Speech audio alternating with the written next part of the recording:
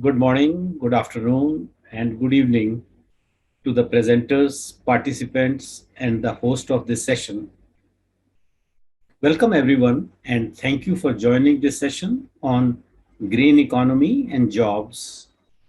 My name is Rajesh Chada, and I am a senior fellow at the Center for Social and Economic Progress, New Delhi, formerly called Brookings India till 2 years ago. We changed to an fully Indian entity called Center for Social and Economic Progress. Having attended the first Gtap annual conference in 1998 at Purdue University and many more later, it is my privilege to participate in the Silver Jubilee edition. My heartiest congratulations to the Center for Global Trade Analysis, Purdue University, and the co-organizers, the United Nations Economic Commission for Africa. Dr. Uris Baldos from the Center for Global Trade Analysis, Purdue University, is hosting and recording today's session and will help ensure we keep to our allotted time. Before getting to the presentations, please allow me to remind everyone of the following session protocol and etiquette so that the session runs smoothly. 1. All attendees except the person currently speaking must remain muted. 2. The presentations will be about 20 minutes each. The session host will verbally prompt the presenter when 2 minutes are remaining in the allotted time. When the allotted presentation time has elapsed, and if the presentation has not already ended, the host will prompt again, and I will immediately move to the discussion period, which is 10 minutes. The discussion will be about 10 minutes and immediately follow each presentation. Questions, comments should be entered into the chat box. However, participants can also raise their virtual hand. During the discussion period, I shall monitor the chat and the participant list for raised hands, and this will continue till the host prompts the last 2-minute warning in the discussion, 10 minutes discussion time. At that point, I shall begin wrapping up the discussion. There will be about 2-minute transition period following each presentation to allow the next presenter time to load and share the presentation. During this transition time, I will introduce the next presenter. So we have 4 papers during this session, and this is an organized session. Thanks once again to Dr. Sebnem Sahin for organizing.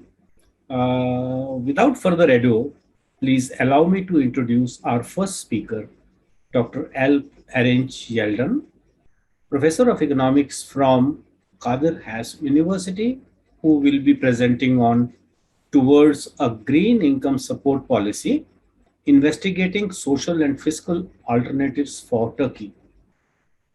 The floor is yours, Erinc. Welcome. Thank you, Professor Chada, dear colleagues, dear guests. Welcome to our session. Let me immediately start on our presentation. This is about a basic income program with all its promises, loopholes, and a detailed analysis of how can we accommodate this in the years to come. A broad overview of what we are talking about. We test the potential of a basic income program under 7 alternative scenarios, socially and fiscally distinguished. Then we choose one of them for a further analysis within a macroeconomic applied model of the CGE genre. And we look at the macroeconomic and welfare effects of a business as usual and an alternative, which will be comprising of a carbon tax, a corporate income taxation program, and restructuring of public consumption expenditures. At the outset, let me spell out what our storyline is. Our model solutions reveal that a green basic income scenario not only achieves a higher GDP and welfare in the medium to long run, but also helps Turkey, a middle income emerging economy, to reduce its carbon emissions in line with global policy challenges. Now, our 7 scenarios covering data from the most recent 2008 Turkstat data at the time of writing. Now, a new data set has come out. 2018 is, of course, a relatively balanced year before the COVID, before the global and the Turkish style of inflation, where markets have totally is out of balance. So please refer to all my arguments in the pre-COVID sense of mind, hopefully with a more stable environment in the near future to come. First, we look at all adults, 2, women and children, 3rd, youth, ages 18 to 26. In the 4th scenario, we look at means testing measures of poverty. Then we combine them under 5th, 6th, and 7th alternative scenarios where we target the recipients of the basic income group under 7 different scenarios. And on the screen, you will see the original survey in the first column, where as of 2018, poverty rate being at the ratio of 17.6%, with a poverty gap of 28%, average per capita income roughly 20,000 Turkish liras, where 1 lira was roughly $1 was roughly 5 liras at the time. And across the columns, you will see those 7 different scenarios. The first one, basic income to all adults, of course, being the most expensive and the most promising one, reducing the poverty rate to less than 11%. But with all of these, come to costs. All of these are studied in micro detail and came with conclusions of inequalities across the whole country and across geographical regional inequalities as well. You will find this data, this analysis at more length within the paper. You can download it. The discussion of the results, the discussion of the data set, and the implementation of the scenarios are in detail. I am just simply trying to take you by hand, rather, through the paper. Inequality is reduced at different rates. The most, of course, important gain is in the first and second income deciles, where we succeed in increasing their incomes quite strongly. Fiscal impacts, all of these scenarios are costly. The first package, covering all adults, reached to almost 56 million people, receive income support at a cost of 19% of the GDP, which is alarmingly high and economically is quite infeasible. But starting from this benchmark, we then combine, make combinations and different phasing out strategies of different target groups with different fiscal burden on the GDP. At the end of the day, we take the 6th package, where we are targeting young plus households who have less than half of median income levels, per capita, and this comes to at 1,000 Turkish liras in 2018 prices. To put this number into perspective, this 1,000 Turkish liras reach to 10,300,000 people.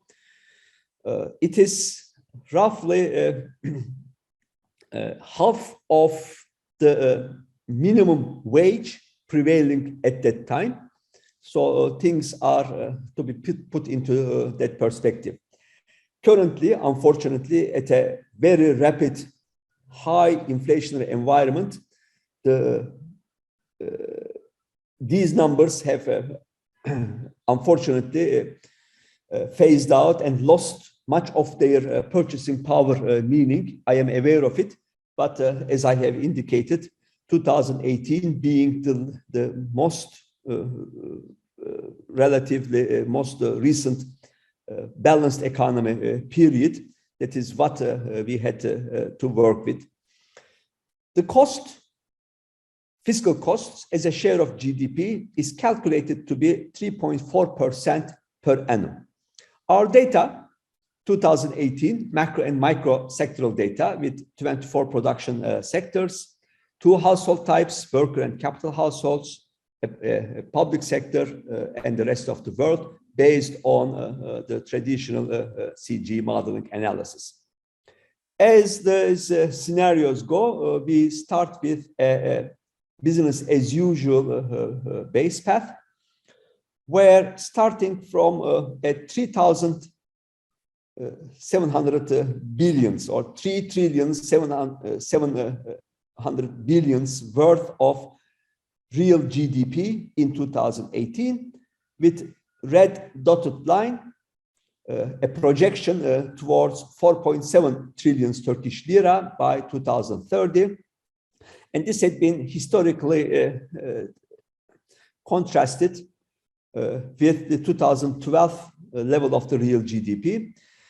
This path produces a real rate of growth of 2.04%, with an unemployment ratio starting from 10.9%, ending at 13.5% in the end of the scenario period, 2030. Budget deficit rising from 1.9% to 2.5%, and the current account balance, deficit rather, coming down from 3.4% of the GDP realized to 2.7% of the GDP projected.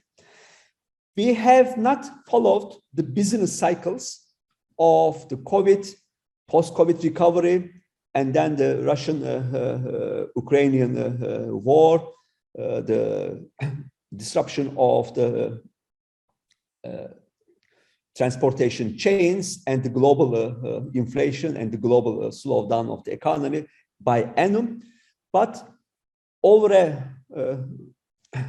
as you see, 12 years of a planning horizon, we have significantly lowered the historical growth rate of the Turkish economy from 4.45% to half. So we have a less growing path for the Turkish economy, rather than ups and downs of the miracles and the busts of the business cycle. We have smoothed out the business cycle with a lower than historical rate of growth. That's how we expanded our analysis over the COVID period. Findings. We impose the sixth scenario targeting the youth and the half of the population, those population which receive half of the median level of income. The blue path is the base path. The first, the effect of the real GDP. The scenario is implemented in 2020. That's when we started this analysis. We gain in the immediate short run. The worker household factor income increases. it pulls out through multiplier effects, but by the third year of its operation, the effect is nilled out. And we have not made any adjustments against this background. This is paid directly out of the central budget without changing any tax revenues or any earmarking of these monies. This is what most of the time a standard BI is prepared for with direct transfer from the central budget without necessarily calculating the background preparation for it. This is what happens. The public sector budget deficit increases from roughly 2.5% to almost 6%, and by the end of the time horizon to 7%. This crowds out private investments with a reduction of the investment accumulation patterns, necessitates a series of onerous adjustments, and this rise in budget deficit, not compensated by anything else, but by a decline in necessarily general equilibrium adjustments of reduction in private investments, is the main reason why real GDP slows down, and this gap opens up as years to come. And by the end of 2030, the initial gains of the worker households factor income is slowly phased out, and this becomes a very costly transfer program to the poor, with the cost of coming back to where we are by the end of the planning horizon. So we look at alternatives of revenue sources, and we think of a green revenue base, a greening of the basic income with the addition of three elements. One, a carbon tax.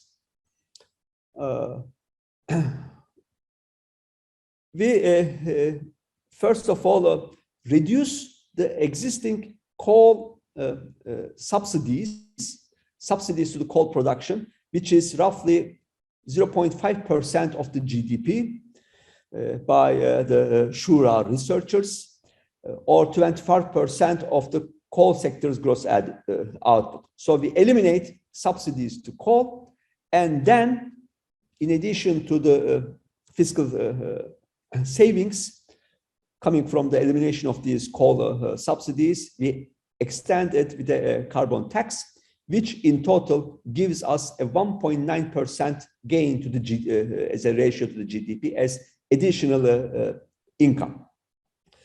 We increase the corporate income tax by 20% over its current value.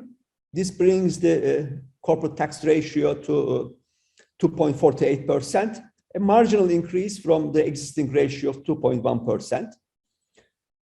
We do a rationalization of the public consumption expenditures, and from 16.2% of a GDP ratio, public consumption is reduced to 15%, a gain of roughly 1.3%. So these three sources, 1.9 coming from carbon taxes, 1.3 from public consumption rationalization, and 0.4 from increased corporate income taxation, we reach a total of 3.6% to the GDP, which is sufficient to close the gap on fiscal costs of the BI administration by 2021. So with this scenario in mind, the red dotted scenario now traces out the GDP, the worker household factor income. GDP recovers quite late, but it recovers, and the initial loss is marginal. Worker households do not gain as much in the immediate implementation of the scenario, but over the medium to long run, their income levels are sustained and they have a wedge of roughly 15% of higher real income on a sustained basis over the base path. So we protect the worker household incomes on a sustained basis. Public sector budget deficit is under control. To the contrary, we achieve a modest surplus vis-a-vis to the base path. And as a result of which, the aggregate private investment expenditures are maintained and started to pick up afterwards. There are a series of, as you find all these modeling terms, a series of macroeconomic detail, which is available, and I can open up into display upon discussion, both across sectors, value added, and employment. The employment level is recovered, and we have a lower unemployment at a higher employment ratio as a result of this UBI green strategy, as we decided to advocate. Then we have made certain parametric results. I'm just sharing out the news is that the quicker the recovery after COVID and now the geopolitical war, the sooner the results. Nothing surprising over here. Aggregate CO2 emissions are reduced by something on the order of 10%. Our primary aim is not a reduction of climate mitigation, but as a side dish, we obtain good results on the greening of the economy as well. And total emissions are reduced by about 12%. So I'm just reiterating the very first slide. A green basic income scenario with fiscal consolidation is not only feasible macroeconomically, but also achieves a higher GDP in the medium to longer run. Furthermore, it helps Turkey to stabilize its CO2 emissions and the prepared rapidly evolving carbon tax policy arena driven by the main trading partner, the EU. Dear colleagues, many thanks for your attention. Professor Chada, many thanks for your patience. I am returning back the floor to you and our colleagues and participants.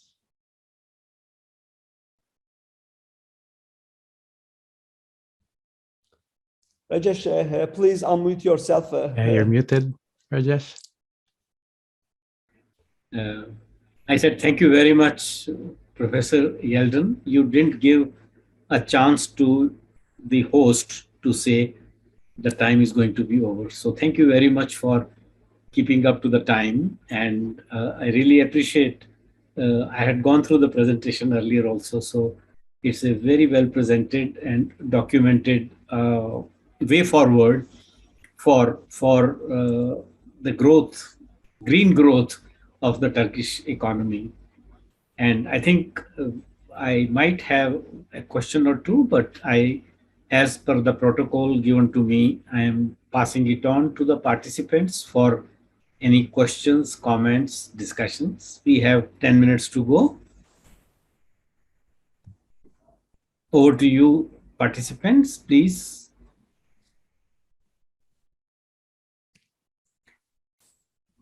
Sebnem raises her hand, but yeah, I think we are small enough a group. Okay, that no, I can request individually also. Okay, great paper again. Congratulations. So I have two broader questions. Also thinking back to our green policy paper for Turkey for the World Bank in 2012. First, does Turkey have a CO2 or GHG reduction target today? Back then we didn't have. So did we commit to anything? And the second one, what is the appetite for such policies in Turkey?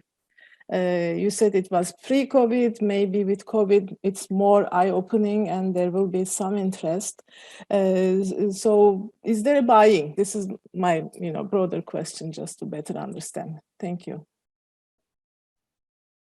As always, excellent. Two brilliant policy questions from Sebnem. Why are we doing all this? That's Hasan, if I may add your name as well on the target, there are where Professor Dudu is also participating.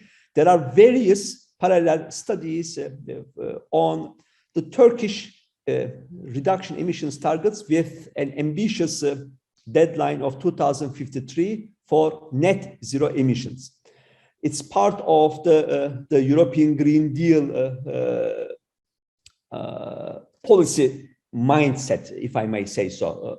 And Hasan may add his findings, and I am sure we are going to listen a more detailed presentation on his side as well. Yes, there is an awareness. There are additional interim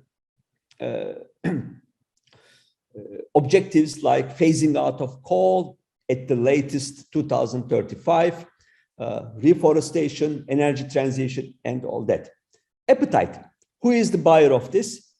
Tragically, now this has become a life and death issue with that an alarmingly rise of the poverty rate, not only due to policy mismanagement, also internal and external shocks, which unfortunately puts our results in a kind of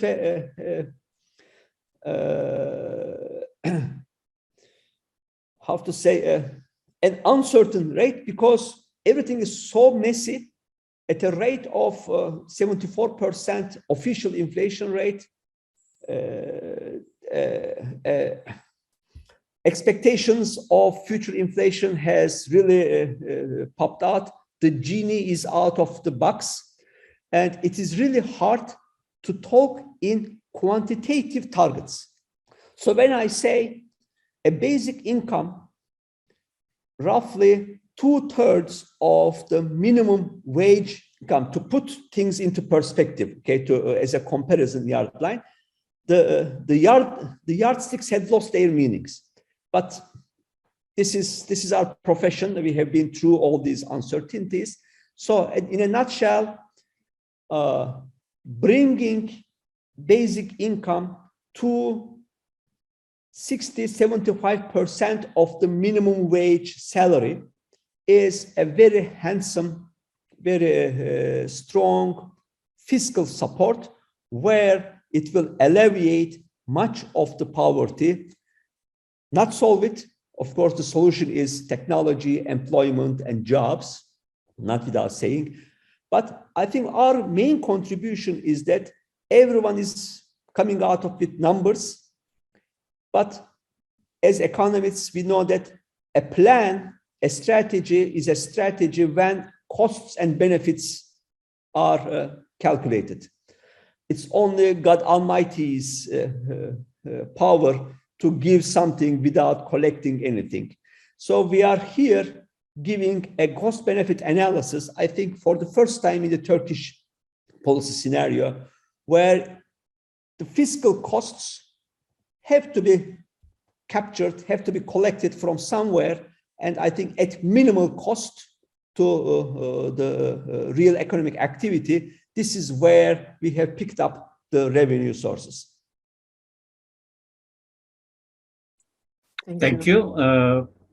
Sebnem, hope your question has been answered. Sure. And I do recall your 2012 study, if it was the same which was presented at the MIDS or somewhere in Chennai. Yes, it was with Professor Yeldan, yes. Yes. We were so excited around those times. That, no. We had a conference in Chennai. Heights of the economy, planners just put carbon taxes, change the technology. I don't recall. But I don't recall if Erinc, you were there, but Sebnem was No, there. unfortunately, I was Yeah. just moving out back then. I couldn't. But Yes, Shebnem, I had I gone know through that that. she Gone was through a that very paper. I crucial recall. part of our team. Over to you, Dr. Dudu, because you have been mentioned by Erinc. So any quick comments? No, I will try to present some of the some answers to question who is buying. I mean, in my presentation, but I have a question, less bright and technical question. So, Hocam, what level of carbon tax is needed to close this gap, or I mean, because that is a big issue. I mean, you know, for policymakers, I mean, that's the headline number that they are looking at. And are all sectors included under the carbon tax regime? I mean, does agriculture has any exceptions or not? So, two technical questions, because I mean our results are very consistent. So I just wanted to understand the details. So, many thanks. If I may share my screen for a brief moment, do this. Because we also would like to have a question. We have another participant. Okay, let me very Behan brief. later. Here is the overall view. The carbon taxes are imposed on the industrial sectors, Hassan, but its total burden had been on the order of 1.9% to the GDP as of 2030. I cannot recall it was either at a rate of $50 per ton of a tax. Just as a very quick footnote, under OECD classification, Turkey is already imposing an environmental tax of 3.5 to 4% of its GDP, but it's not earmarked. It's a tax on gas and fuel oil. But whenever it comes to an issue of carbon taxation discussion, we say that we are already paying this tax in the books. All we have to do is political will to earmark it to something idealistic, greening, transition, energy transition, of what have you. So 1.9% is not a very eye-browsing figure, if I may say so. Thank you. Thank you, Erinc. Any other question? We have a participant who I cannot see, but if there is a question from Behan. If I may ask a question, please. Yes, please. Sorry, there was a question from Behan. Is there a question? No. Over to you, Ganesh. Sure. I may be mistaken, but I remember having read during the COVID pandemic, Turkey had provided some form of assistance in the form of basic income. Was that so? Was there any case of that happening? Not really, Ganesh. There had been the Turkish, as a matter of fact, Turkish public support to the COVID victims had been mostly on the order of monetary and credit channel. There was, according to IMF reports, more detailed reports, the direct income or tax alleviation support had been less than 1.1% or 0.8% to the GDP. But the total package, as a matter of fact, had been on the order of 12%. But if you count subsidized credit facilities, mostly debt-creating mechanisms, as a matter of fact. But that's a very, very important point of view in line with Sebnem's caveat that will this work? Who is going to buy it? And your thinking is exactly putting a knock on that table. I can see Uris getting into his job. So we have to move on. I know. I could see, I could read your expressions. In fact, I'm supposed to be closing now with an observation for this session, which can be discussed late or You see, the suggestions and findings seem to be quite apt. So my curiosity is to know that have there been any other countries which have experimented with this and succeeded in a way that the CGE model is talking about? And secondly, when corporate taxation we are talking about of the order of 0.4%, Mm, can it be targeted to the corporates which are, there is a separate carbon tax, I understand, but corporates being selectively taxed as far as the. So I'm leaving some thoughts with you. That you may write to me. I'll be very interested in knowing if there are some studies which say that these experiments have been done and the countries have succeeded. So that will give us an encouragement to do an India paper as a follow-up. So thank you very much, and thanks. I think we can now move to, and thank you very much, Dr. Yeldan. And let us give, even if we are 6 of us or 5 of us, a big round of applause. That's wonderfully done, and thank you so much.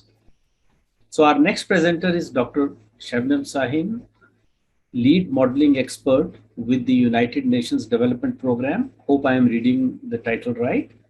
Who will be presenting on private sector alignment with the European Green Deal in the Western Balkans. So, Sebnem, when you are ready, the floor is yours.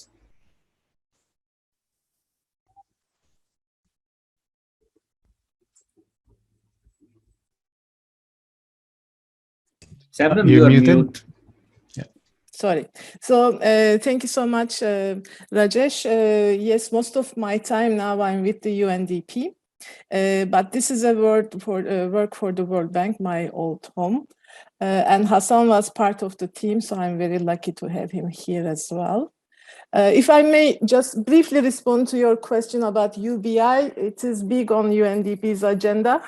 So there are some applications for the South Asia, which I can share with you, and partially implemented, partially still on paper. So this is just referring back to your question. So today, thank you. I will talk about Western Balkans.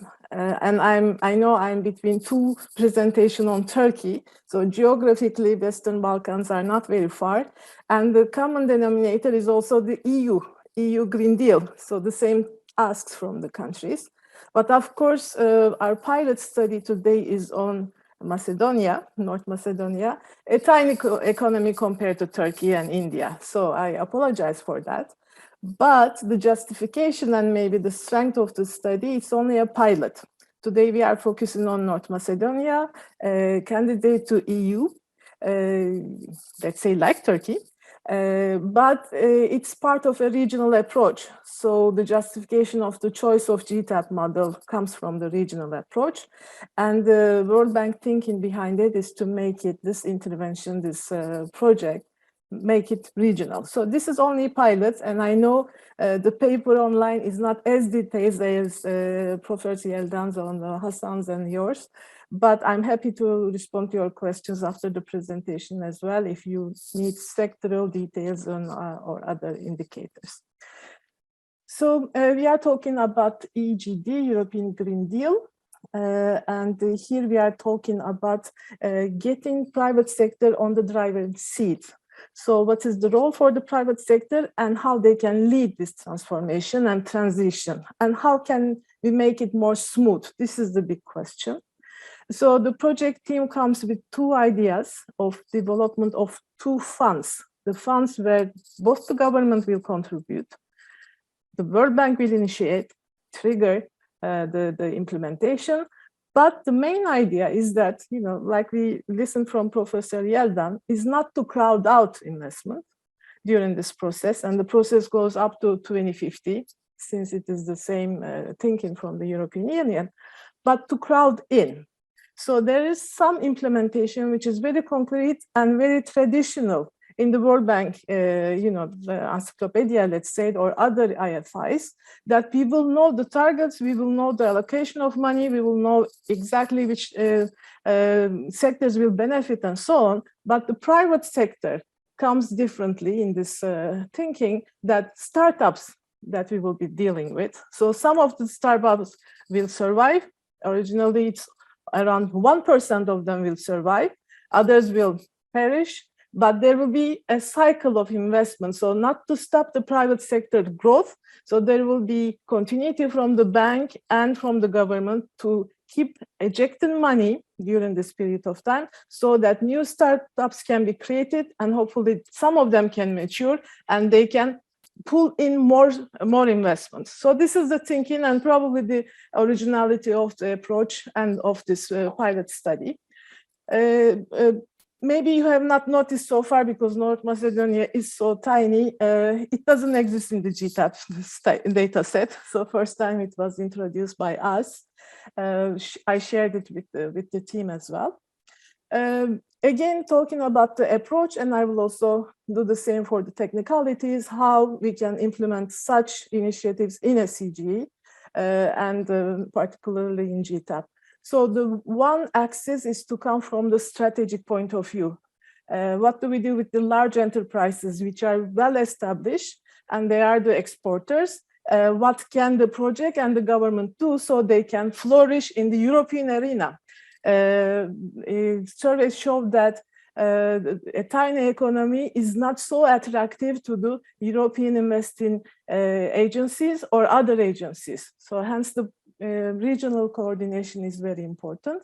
But here the project team comes with some advice on how to green the processes which are already in place and which are already very mature and exporting, bringing revenues to the country. So this is the strategic part, and they call it Green Strategic Investment Fund, the bigger picture. It's in line with, of course, national objectives. The EGD looks at 2050, 55% reduction in GHGs. National plans come with 53%. The big question is coal, like in India. So will they close the coal? There was an attempt before the Ukraine crisis. Now it is a question mark. Will they go back to coal? And how they can carbonize further, and starting with manufacturing. This is the main source of exports along with agriculture. Not much on services is happening in the country yet. And how can they transition towards more renewable? So these are the big question marks. Coming to those micro, small, medium enterprises, always the backbone of the economy. So this approach comes with a different instrument, and it is very specific in its target.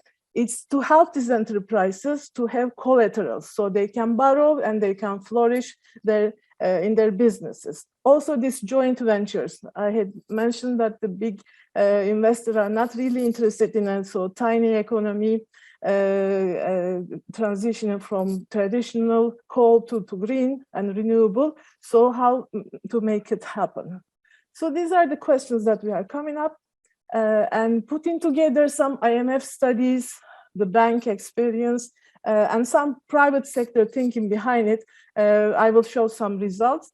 Again, most of the results are very well defined: injecting capital, creating jobs, assuming few things in the model. But some of them are wishful thinking, unfortunately, that the existing and the remaining, the surviving investors will be able to bring in 3 times more capital than the bank and the government puts into this plan. So this is where we are coming at. Looking at this CGE, of course, it benefited from the bank's previous study on environmental taxation, similar to what Professor Yeldan presented for Turkey. And again, if you need details, Hasan is here, can provide much more. Here we are looking at the initial assumption by the IMF, a paper from 2021 called Green Multipliers. So this is also the tricky and the maybe most strong assumption that we are starting with, that the green multipliers are estimated to have higher values than traditional ones. For example, if we invest in renewable energy, we will get around 1.1, 1.5 return. If we do the same amount of investment in fossil fuel, traditional energy sector, we will only get half a point multiplier effect. So the magnitude is higher. And also they are found and estimated by this econometric study that they will crowd in investment versus crowding out from traditional infrastructure and other investments. And then looking at the energy efficiency comes with all these MAC curves that were well established by the country itself, that they have ways to move towards more greener activities. And like in the first paper, we are looking at the cost-benefit analysis. Are we really seeing a net benefit? But again, this net benefit applies to what the bank and the government will put on the table, and what the ripple effects and the crowding effects will come or not. This is a question mark in the future, but this is not the focus of the study. This will be done later with monitoring and evaluation tools as well. So here I can talk about few twists to the Gtap model. First, the data was introduced based on an IO table dating from 2015. And there was an attempt to make it more detailed in the sense that we wanted to have the higher polluters like steel as a separate sector, which is not the case in the standard Gtap. So we borrowed coefficients from similar countries like Serbia, disaggregated steel from other sectors. And here I will be referring to two sectors, energy producers and still like heavy polluters, like dirty sectors. And all other sectors will be on the greener side. I know I'm also making a big assumption, but this is the design of the project as well, where they won't be subsidizing or they won't be encouraging any new activity in this traditional energy producer or steel producing sectors. So these are two assumptions that I will be making. Then there was also a trick about labor and an elasticity wage labor supply that was introduced. Emission coefficients are borrowed from Yassa's work for the European gains and eclipse models. They are not unfortunately in levels, but Hasan has more on his studies for the region. They show us indices, so we can look at the trends using this indices from the regional European model. And I think that's all, and I will be talking more about the technicalities later. Here we are looking to 2050, a tiny population compared to Turkey, around 2 million people. And today's GDP is around 12 billion US dollars. Looking at World Bank and UNDP projections to 2050, GDP is expected to be multiplied by 2 times 7. And the per capita, because of a slight decline in the population, is likely to be multiplied by 3. So here, again, from the big picture, we are looking at an injection of capital of this tiny economy of around 1.1 billion US dollars. So the MSME fund is around $300 million. And the bigger, the strategic fund for targeting larger enterprises is around $883 million. Again, the trick is that this is supposed to be in this investment plan, only 25% of the investment planned targeted for the economy. 15% comes from government, so it will be part of the public spending. And the rest is targeted for the private sector investment. And the team assumes that through these tools and other learning techniques by the private investors, the economy itself will be able to attract 3 times more capital than what the bank and the government is putting on the table today. So the sectors I will give a glimpse in the next slide. So two instruments. If we look at the right table, it is the MSME investment. sectors. If we read the left column, it's around manufacturing and also some electricity, gas, air conditioning supply. It refers both to the supply of equipment and supply of installation services. The first column on the left targets the instruments, investment by sector. There is an administrative cost that is taken by EU and other fund managers. Each sector is earmarked an emission reduction target. If you compare it to the table on the left, which is the bigger fund, you will see that in the left one, we also have agriculture, and we also have more services, like in terms of the last line refers to repair and installation. So here, the combination of what is invested in the production of equipment and material, the way to green them, and what is being done by the services that support these manufacturing sectors, they are all amalgamated, but it is by design.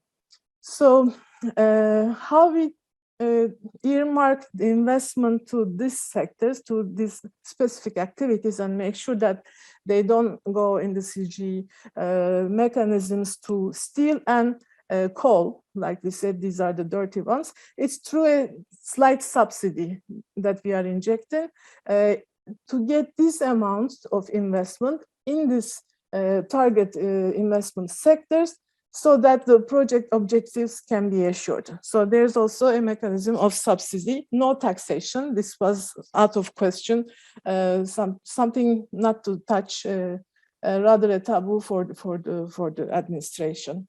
So again, overall results, and I'm happy to provide more details if you are interested.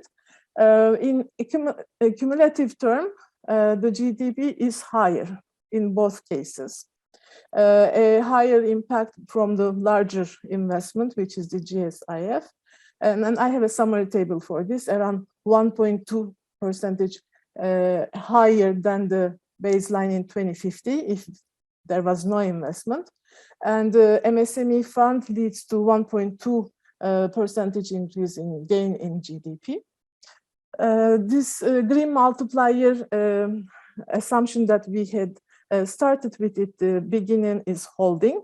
So the cost benefit is positive and greater than 1 as the result of the project implementation.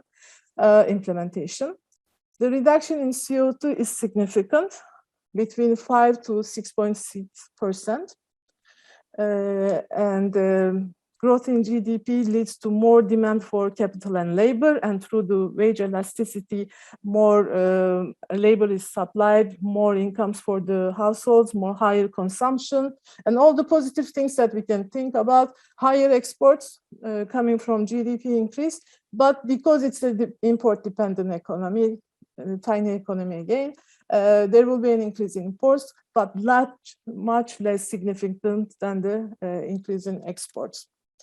Here is the cumulative real GDP impact. The blue line is the larger fund, the strategic fund, and the impact is getting higher towards the end of the implementation period. It's again about 3-point-something% gain in GDP for the larger one, and 1 point plus for the gain in MSME fund. Jobs. So this is a tricky point from the implementing agencies. Of course, injecting capital and stimulating economy, there will be spillover effects, and across the economy, there will be creation of jobs. From the implementation point of view, the direct jobs creation in this clean sectors is very important. So this is where we did some detailed analysis. So on the overall, from the small fund, we are talking about 9.5 thousand jobs creation, new jobs. And from the larger investment, around 18.6 thousand jobs creation in 2050, on top of the business as usual. Direct job creation in the sectors is around 800 for the small fund and around 17,000 for the larger fund. Sebnem, do you have 2 minutes remaining? Yes, Okay. and the way to double check this is from a report by the Chamber of Commerce of the country, which is looking at the digitalization and greening together. And he's given a 1 million euro revenue investment will create around 31 new jobs. So this is also in line with it. For CO2, as I told you, it's about decoupling, and then the good news that greening is also happening. And this is the summary table where I will be happy to go in detail if you are interested in.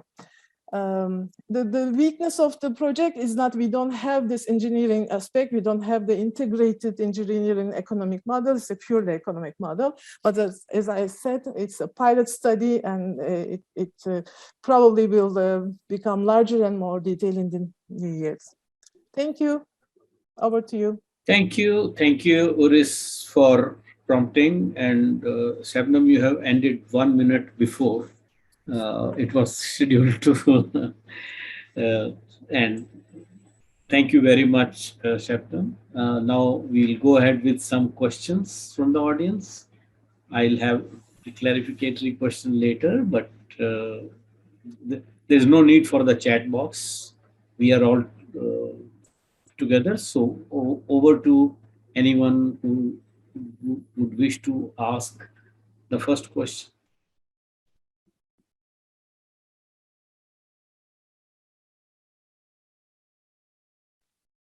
Uris, this time you, even if you are the host, you can ask.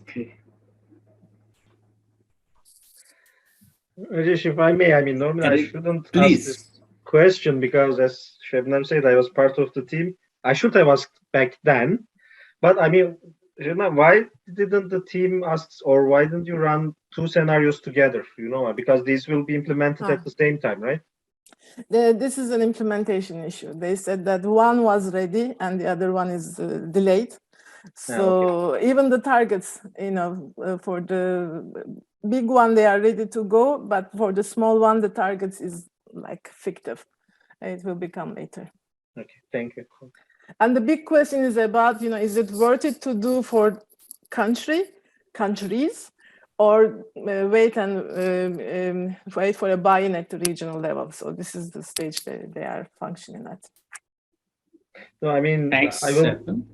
Yeah. Just one point I will discuss. I mean, during my presentation, but the country climate development report is coming for Western Balkans. So your contribution, I mean, having it, because it will be a regional model. So I mean that I think will help the team a lot in this report. Yeah. From my perspective, there's no issue to running together. Sure. Enrich, can I invite you? Nobody is raising hands, so I'm calling by one. And Erinc. Thank you. I'm sorry, I was just distracted a minute. Sebnem, where do the sources of green employment come from? What is your... technically, I can see it, but from a productivity-driven CG style, will there be a room for pushing for social programs to enhance the productivity-driven employment mechanisms? Can you say something on that, on the transition, or making the transition faster and more robust towards green jobs? Just on the top of my hand, this didn't come up at all. So it was about all green. What happens to social? We don't know. Probably service sector. So it's agriculture-dependent economy. Their transition away from manufacturing towards sectors, and how much they can, you know, integrate their services. They can offer services to the larger economies in the region. I think this is where the greening will also come from. Service sector is greener by definition. This is how I see it. But Hasan may have other point of view, since he's looking at the regional dimension.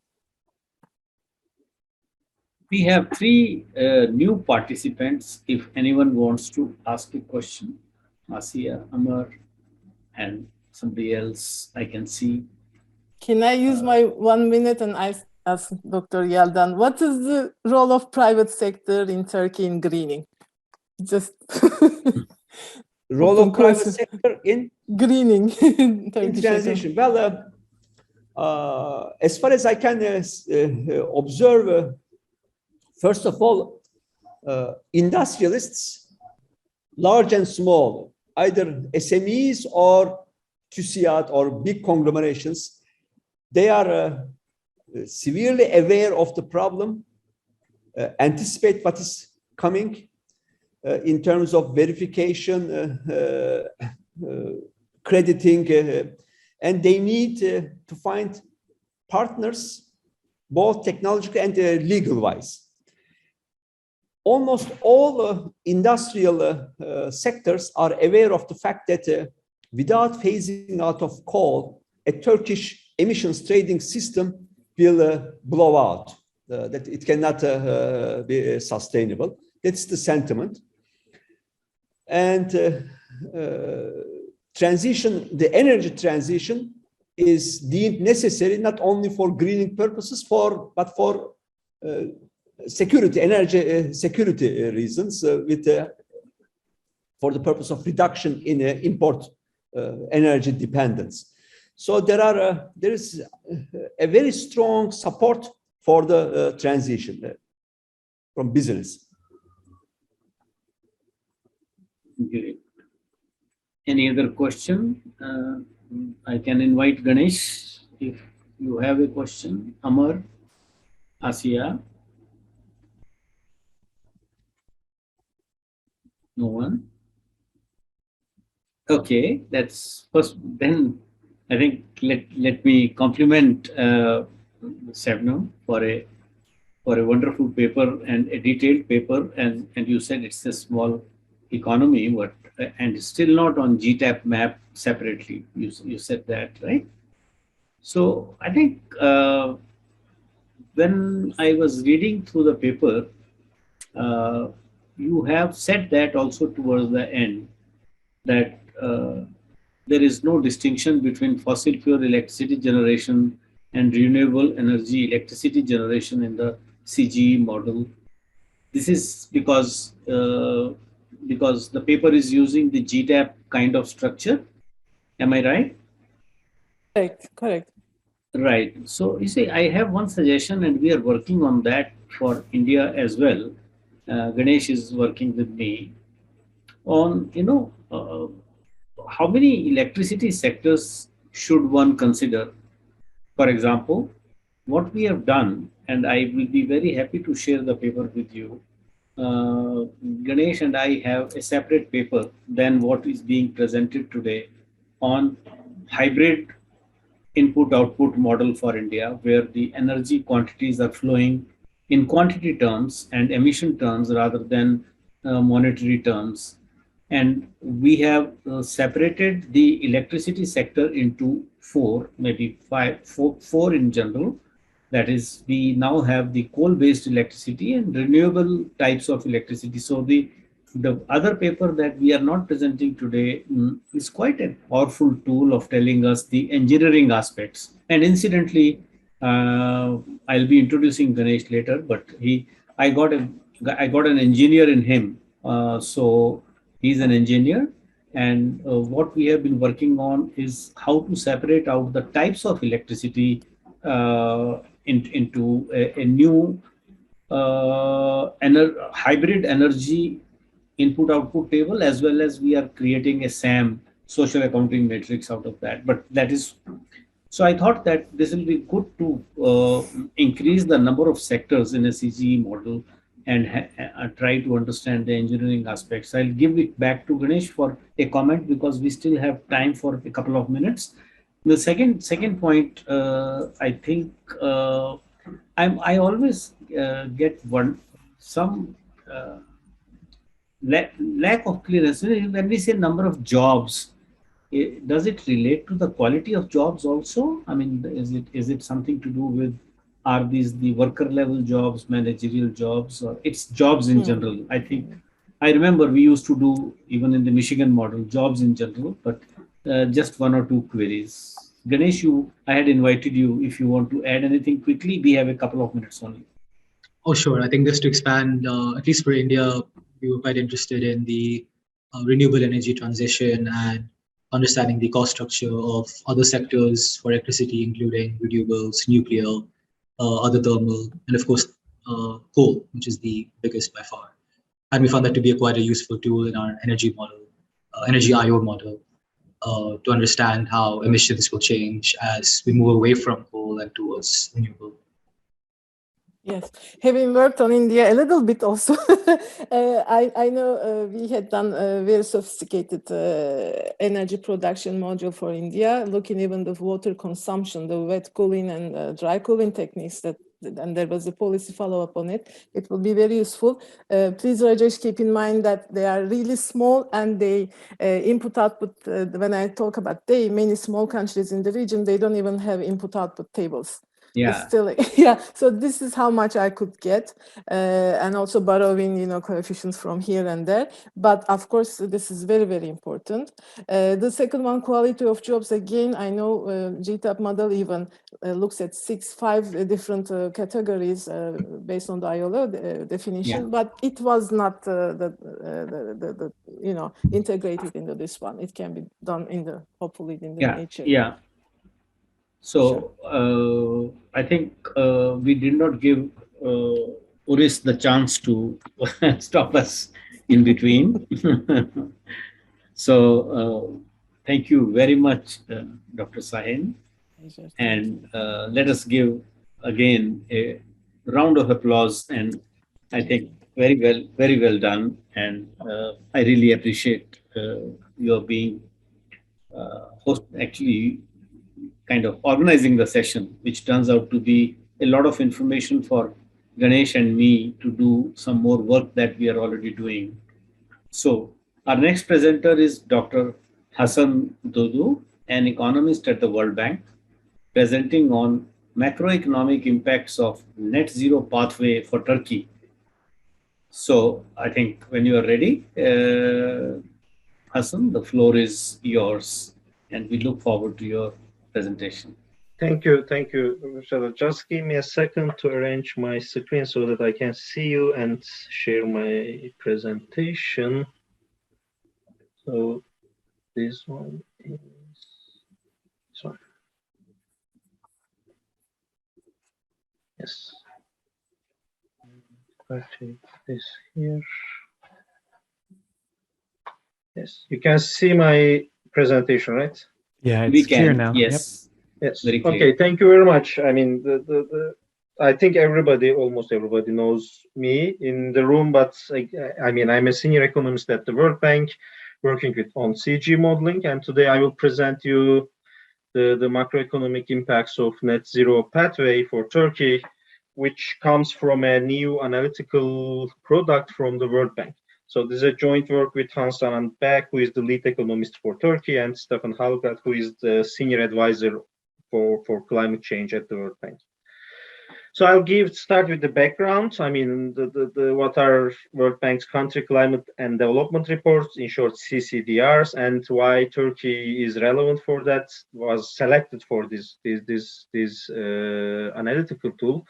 Then I will briefly talk about the approach, data model, scenarios, and our results.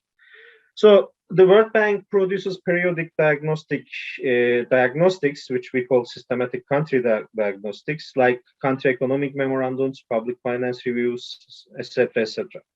And these feeds into the bank operations, which means the lending operations or the policy dialogue with the country.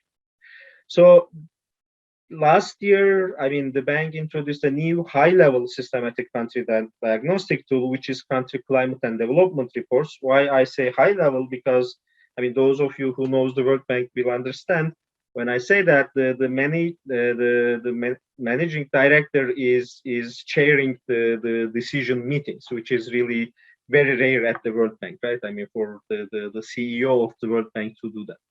So, I mean, it will be done for every country in that I mean, every client country, which is 190 countries, every 3 to 5 years. So in this first round, we started with 32 countries and Turkey was one of them. So this report aims to capture the interplay between development and climate change. So it is not only about impact of climate change or mitigation risk, etc., but how those would reflect on development, and not only on economic growth, but development in general, right? I mean, income distribution, other challenges. So, and the main aim is to find the potential areas for country action in resilience, adaptation, and mitigation, and then use this for World Bank's dialogue with the country. So these will be the benchmark for the World Bank in the near future with for as I said, lending and policy dialogue. So why Turkey? First, I mean, we have a huge engagement, I mean, with Turkey and on green growth and decarbonization. I mean, this is not the first work neither bank nor I did for Turkey. I mean, because we had a public finance review before that, which was again focusing on green components.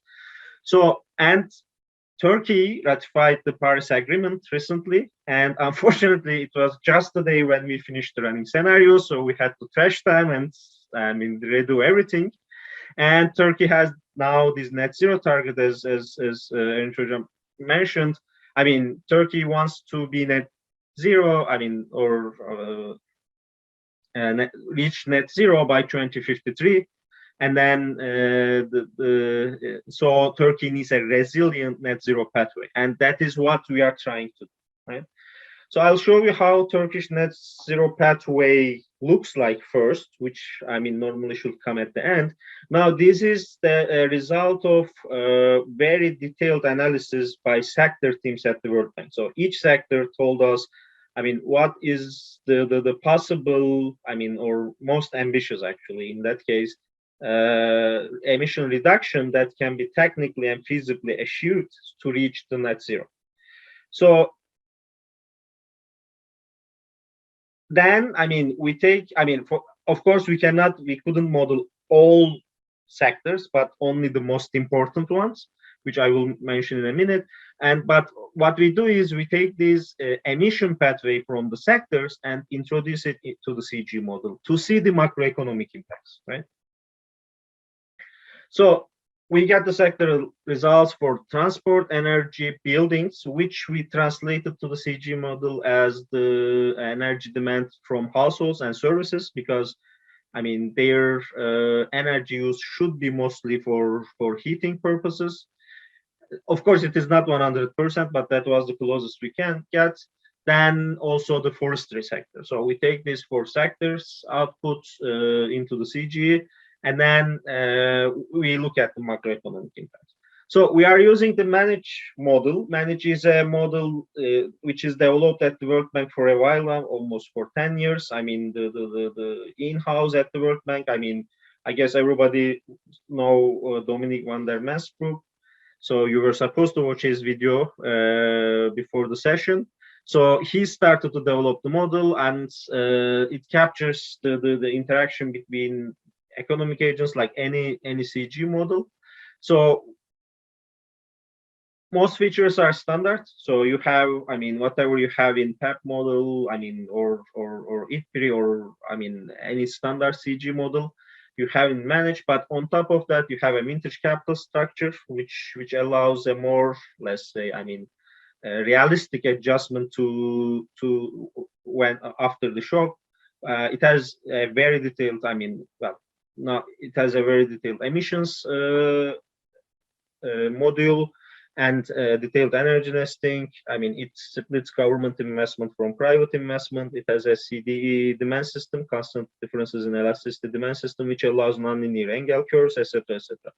But since 2019, I mean, we enhanced the climate change specific features of the model, right? So now we distinguish fossil for emissions. We are distinguishing fossil fuel use emissions from process and factor-based emissions, and we allow pricing them. So, which means we can put a tax on, say, cement emissions from the cement sector. So we calibrate the emission inventories to the country data, and if not, we have a fallback option, which is climate action tracker data from World Resource Institute. Then we have a detailed power sector allowing targeting a specific power mix based on energy model results. We have the climate damages, if you can parameterize them. It is not that easy. I mean, the functions are that, but they need to be parameterized, which we didn't do for Turkey. And we also have adaptation functions. Again, if you can parameterize them, the more you invest in adaptation, the more you avoid the damages. So the data, I mean, we have a 2018 SAM, which is based on Gtap social accounting metrics, actually. And I will tell, now the reason we are using the Gtap SAM is that first, it has the latest supply use tables already in, so for 2012. So we start from there. Then, we wanted to keep the model dimensions, activities, commodities, aligned with Gtap because we are using first Gtap power data to split the power activities. Second, we are using emission coefficients from Gtap data. So that made our life much easier. So we didn't build a new one from scratch or use a different set. So we are using 2012 household budget surveys to disaggregate the households. Then we use the World Bank's gender disaggregated labor data to split male and female labor. I mean, this was done keeping in mind that, we might have other projects about gender inequality or gender gaps in Turkey. So we are using 2018 financial SAM by Pishkin, which was published in 2021. But the issue is it has only 10 sectors. Very, since it is a financial SAM, it is very aggregated. So we use it as a macro control for entropy algorithm, which then brings our 2012 SAM in or 2014 SAM in Gtap to 2018 to match the 2018 trades. And for all these accounts. We are using a higher posterior density estimation following Wolfgang Fried's 2021 paper, which is actually, which is very like the maximum entropy approach, but it is much more efficient. So I can literally split the activities or add a new, households, etc., literally in couple of minutes with this estimator, while it takes a while with entropy approach. So our scenarios are we have a baseline. We are using UN population projections and World Bank's long-term GDP projections, which are produced by the MF model that Sebnem mentioned. So then we run a scenario for every sector. Right, so we have sectoral scenarios for energy, buildings, and etc. So in the energy sector scenario, we fix the energy mix to the energy planning model results. So they tell us how would Turkish energy mix would look like in actually this power mix would look like in 2040. Then the CG targets that. And we introduce the investments as additional investments, right? Because IPM also tells you how much money is needed to be invested to build these solar farms, etc. So productivity adjusts endogenously in that case, because we are, in a way, fixing the quantity. So for buildings, we use a different approach where we shift the energy use in buildings, which means household and service sector energy demand, from fossil fuels to electricity. So we simply play with their utility function or Leon, not Leon, it is a CES for intermediate demand part. We simply play with the parameters of share parameters in the CES, so that over time, services sector shifts their demand towards electricity. And we do it in a cost neutral way, so that there's no free lunch or extra cost, where $1 reduction in fossil fuel demand increases the electricity demand by $1. Right? So we again introduce the investment demand as needed, but here energy efficiency of households increase endogenously to reach the net zero path. Because when I shift the energy demand to electricity, as suggested by the sectoral analysis, I cannot reach their net zero pathway. That means, and also in the sectoral analysis, I mean, they focus on retrofitting. And while retrofitting, they assume that there will be insulation, there will be investments for insulation. So I translate it as energy efficiency. So for transport, I mean, it's all about electrification of transport sector. So we get the target, which is, I think, something around 50% of the fleet would be electrified by 2053, so or 2060. So we just shift. We do the same thing. We shift intermediate use and household demand for refined petroleum products towards electricity. So we reduce the share parameters of intermediate use. Well, I mean, refined petroleum, and increase the share parameter for electricity. Here again, when we do that, we cannot reach their target because they also have a lot of other policies implemented, like better public transport, higher load truckloads, etc., etc. We assume that these would be captured with an energy efficiency and transport sector productivity increases. And this one endogenously just to reach the net zero pathway. I mean, for land use, we assume that the forestry sector is actually includes the forest management activities, and we get the carbon sequestration amount suggested by the sectoral analysis, and then we, with a basic assumption, with a very simple assumption, we assume that this can be achieved only by better forest management, which can be achieved only if our forestry sector grows, right? So we give a subsidy to the forestry sector, which is determined by the model endogenously to reach the net zero. For all other sectors, including agriculture and I mean, including agriculture, I mean the other sector, I mean services does not emit much, etc. We assume a 66% reduction, and we take into account the costs. So this is the flow of the information throughout this process. So we have sectoral policies, I mean, run in the model. Then we add, I mean, for the net zero pathway scenario, we add additional policies and measures, because when I put together all these 4 sectoral policies, I still cannot reach the targets. So what I do is I cannot reach the net zero in that case. So we remove the fossil fuel subsidies, we introduce a carbon tax, we introduce labor market friction, we take into account labor market frictions, and we introduce technological change for the non-modeled sectors, right? So then, I mean, these becomes our, I see, yeah. So these, together with the sectoral policies, this becomes our resilient net zero pathway scenario, where, I mean, labor market frictions, I mean, there are, we ignore any co-benefit. Sorry, there is something wrong here. No, sorry, yeah. So we don't have co-benefits in the net zero pathway scenario, and we recycle tax revenues, I mean residual tax revenues, extra revenues, to investments. I say residual because government first, I mean, pays for or compensates for the losses in other taxes, like liquid fuels, which is a big income source for Turkey, and then, I mean, transfer some of the money back to households, etc. Then, I mean, around 50% of the money is left, which goes to government savings, and it ends up in investment.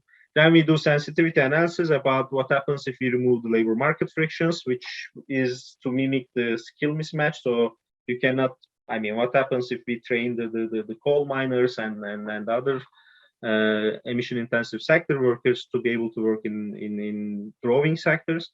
Then what happens if these air pollution co-benefits are not a urban legend, but reality? So we introduce them to see the impacts. And we also look at a more pessimistic scenario where, I mean, we do not increase the investments, but assume that this investment would come from other sectors, right? I mean, or which we call as crowding out scenario. So, and So I'll skip this because I mean, these are the details of the scenarios. I mean, so I'll skip those and just go to the results. Now we end up with a very positive picture for Turkey, and I'll explain why this is happening. Because Turkey can increase, I mean, Turkey can achieve higher growth and decarbonization at the same time, simultaneously. And this happens first because Turkey has relatively higher renewable shares, right? I mean, this year I worked with 5 other countries for the CCDRs, and Turkey had the highest renewable share. So that means, I mean, the renewable sector can I mean, grow relatively faster. So there are already the high fuel taxes, as Erinc mentioned. I mean, what we are doing is actually now what we are doing is really rationalizing the tax structure in line with carbon content of the fuels. Currently, it is on liquid fuels and not on coal. What we are doing is, I mean, we are rather moving the tax burden towards more emission-intensive fuels, right? So we remove the coal subsidies, which already gives a kick for the economy. And the most important is we are recycling the tax revenue through investments. Now, this says, I mean, if you use your revenues wisely, you don't have to ruin your economy. But this happens, as you all see, until some point. I mean, after 2035, the things start to change, because what happens there is, let me skip this one. This just shows the growth rates, and you see, I mean, this was to support my current argument, which is until 2035, things start to go south, literally and metaphorically, because you lose, like, I mean, 0.5% or more than 0.5% growth by 2040. So, and the reason is I believe in these two figures, which is electricity demand and electricity price. Because when my sector colleagues, we ask them to give us a net zero pathway, what they do is, let's electrify everything, which is probably the path. But if I do that in the CG model, I mean, the electricity demand skyrockets towards the end of the period, which increases the electricity prices as much as 20%, right? Then, I mean, we of course thought, I mean, what can be done about this? One thing that can be done is to subsidize the renewables so that you keep the energy price constant. In that case, I mean, you don't touch the demand, but I mean, these negative impact from the energy price increase is diminishes largely. And the second thing, and it was surprising for me, was to remove the labor market frictions, which will allow renewables to grow much faster. Because when you have labor market frictions, basically, I mean, there is demand. I mean, the renewables wants to grow, but they cannot, right? I mean, because they cannot attract, find, I mean, people with right skills. I mean, if you want to translate it to real life language.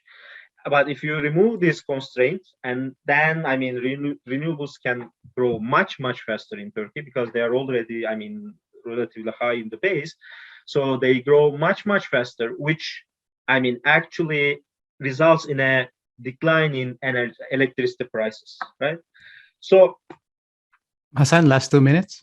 Sure. Let me see. I mean, I just want to show you the employment impacts, and one important conclusion, which I will believe will help, I mean, to explain the results. You see, we have a huge construction demand for, I mean, huge increase in employment in construction sector. I mean, this is happening because we are recycling the tax revenues through investments, which creates investment demand, of which almost 50-60%, I think, is construction. So the second thing is crop production, because we keep agriculture exempt from the carbon tax, and hence was my question to Erinc. And then, I mean, non-emission intensive sectors, employment grows, emission intensive sector employment declines. I mean, at the end, I mean, all over the whole process, we create around 900,000 new jobs, right? I mean, net new jobs over the whole period, right? So I mean, there are ups and downs, etc. But this is the what we estimate. So our conclusion is, I mean, Turkey can decarbonize and grow at the same time. I mean, if revenues of carbon tax are used smartly, and significant energy efficiency gains can be achieved, right? I mean, if these are really low-hanging fruits, we can reach there. And we can make the transition much less painful if the bottlenecks that hamper growth of renewables are removed, like labor market frictions or other, I mean, regulations. I mean, air pollution co-benefits are as high as suggested in the literature. I mean, so, and lastly, vulnerable households are supported because we run a scenario similar to Erinc Hoca's scenario where we use the revenues to transfer to households. I mean, this reduces your GDP growth a little bit, but it doesn't really destroy the economy or whatever. I mean, actually, that's why I said, I mean, we are really, I mean, in line with in our findings. So thank you very much. I'll stop here. Thank you. Thank you, Dr. Hassan. And I apologize having introduced you as an economist at the World Bank. Dr. Hassan is a senior economist at the World Bank. No problem. Now let's take some questions, and we have a 10-minute session for any clarificatory or query questions. Over to you, participants.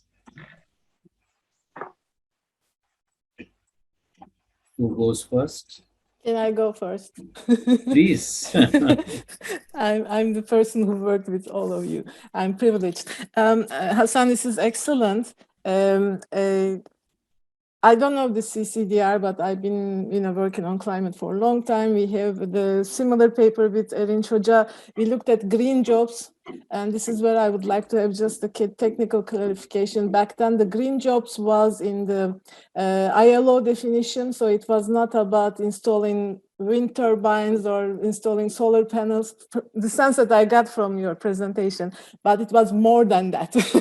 Even the engineer, environmental engineer education. So it was a global ILO, and there's a very good Bangladesh paper talking about green jobs, but the bulk number is around the same as far as I remember, Erinc Hoca. You will correct me if I'm wrong. My just, broader question, and also I want to invite our Indian colleagues to jump in.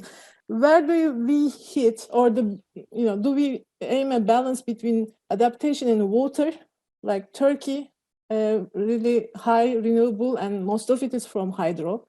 Having worked within Bulgaria, they are kind of laughing under their mustache, saying that one day we will need to sell you our water, because a drought issue, the drought risk is there for Turkey, same for India, So do anybody talk about these things at the bank at this point? So, and how did you deal with it?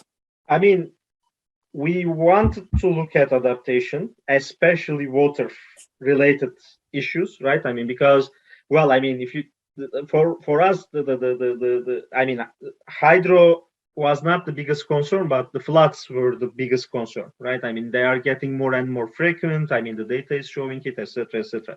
But it was not possible because all this has to be done in 6 months, right? Now, what we are hoping is, I mean, this will start, I mean, the dialogue, and then our water colleagues, I mean, will work on these issues. I know that there are engagements, bank engagements with Turkey on especially for disaster risk management, for floods, etc. But for that project, we couldn't include, I mean, we really couldn't look at that in that detail. Yeah. No, I was just wondering. And back then, my, eye-opener moment was that, the dam you build for electricity generation is different from the dam you build for water, for drainage and irrigation. Yeah. So Turkey is dealing with both risks, you need to reduce emissions, but you have to well manage your water resources so you don't face droughts either. Same problem for Bulgaria. They are, urban floods is a big issue. So it's always a question mark. Who has the higher hand? Maybe Indian colleagues can help us. How do you deal with it in India? No, just, I mean, we were able to do it in Philippines because, I mean, Philippines is much more vulnerable. Adaptation was the focus of the CCDR there.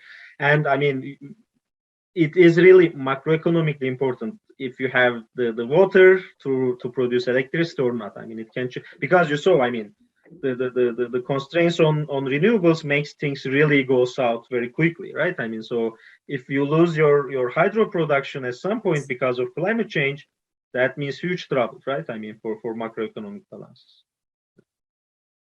Yeah, no, hydro is going to be an important issue for India as well. And what we would like to differentiate is the large hydro versus the small hydro. That is an important thing that probably Ganesh would touch upon. But I think in another paper we have also worked on small versus large hydro.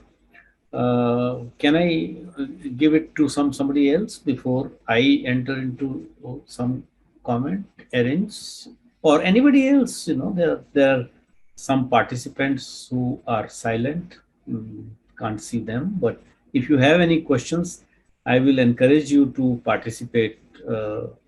Those who are attending the event, else to arrange, please. Oh, yes, indeed, please. If our participants are here and are hesitant, let's give them the floor first and foremost. Yeah, after every presentation, I am asking, I can read the names again. We have Amar, we have Dilip, we have Bihan. Please, folks, go ahead, really. And Rangacho Surun. So we have somebody else has joined. Geeta has joined. So anybody who is participating has a question, please don't hesitate. Behan, we cannot hear you. We cannot hear you, Behan. To reconnect.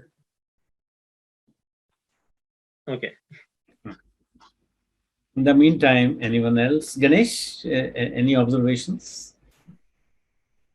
Any questions? Yeah, I think one of the main things with the large hydro versus small hydro is the issue of the environmental impact. Large hydro, I think, has that at least in India, it has the issue of having to manage the movement of many communities and the environmental issues it brings with it. Whereas small hydro, I think, is a bit more palatable. However, in India, we don't, I think the main focus of the renewable transition is on solar and wind. Solar, I think, makes up the bulk of it. So, yeah, I think that's limited comments. Thank you. Thanks, Ganesh. I think Bihan is back. She probably had a question. Can you hear me now? No. Yes. We can. Yes. Okay. Okay, perfect. Thank you so much. I had a problem since the beginning of the presentation with how to navigate in this platform, so I apologize for that. And yeah, I have a question, and thank you so much for all these nice presentations, and greetings from Seville, Hassan, from your old home, from JRC. Yeah. So I would just want to kindly ask if you can elaborate a little bit more on the one of the last slides that you showed about job creation. Because you said that most of the jobs would be created in the construction sector. So I'm actually really curious to understand why, how it is really related with decarbonization. And did you say that you also exclude agriculture from this? So what I excluded is, I mean, agriculture from the carbon tax. So we are not putting a carbon tax on agriculture. So agriculture is exempt. And for all the usual results, right? Usual reasons, I mean, it's very sensitive, etc., etc. Most of the poor are there, etc. Now, if this is the graph you see, I mean, why this happens is because we are collecting the carbon tax, using 50% of it to compensate the losses in government revenue, etc. Then the remaining 50% goes to investments, right? How does it go to investment? Because government savings increase.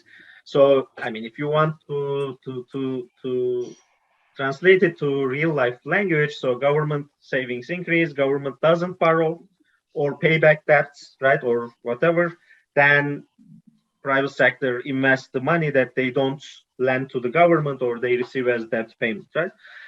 This creates a demand for investment, and investment demand in Turkey is highly concentrated on construction, right? I mean, so this is how it works. I mean, it can be changed. I mean, it's not very difficult to change the, I mean, composition of construction. But again, I mean, this had to be done in 6 months. with, I mean, inputs from 6-5 teams, etc., etc. So we didn't have a chance. But I mean, whatever. I mean, if I move some of the investment demand to other, say, machinery, high tech, etc., then I mean, their employment will increase. So this employment can move to other sectors if the structure of investment changes. But with 2012 IO tables investment structure, this is what happens. Yeah, that's not surprising, but just wanted to double check. It's Turkey and construction is big naturally. Thank you so much. And I mean, the people talking with policymakers were happy to see that, because assuming that this might increase the support for for green policies. Yeah. Thanks, Dr. Hassan Dudu, for providing all the clarifications. All the papers are linked and obviously moving towards green economy and jobs and growth. The only worry that I probably have, and many of you would have the same, it would be very important to look at the political economy issues in multiple countries, not just talking of one country, and the rapidly changing geopolitical situation. This might have a long-term impact of many of the policies, not only in Turkey, but worry in India and elsewhere too. So with that, I think I had only this much time permitted by Purdue. I thank you, Dr. Hassan, once again.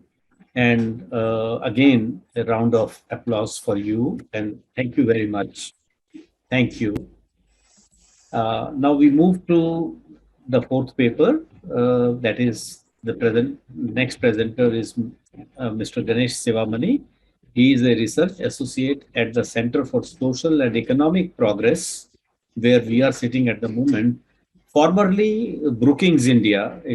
2 years ago, we turned to CSEP, an Indian entity.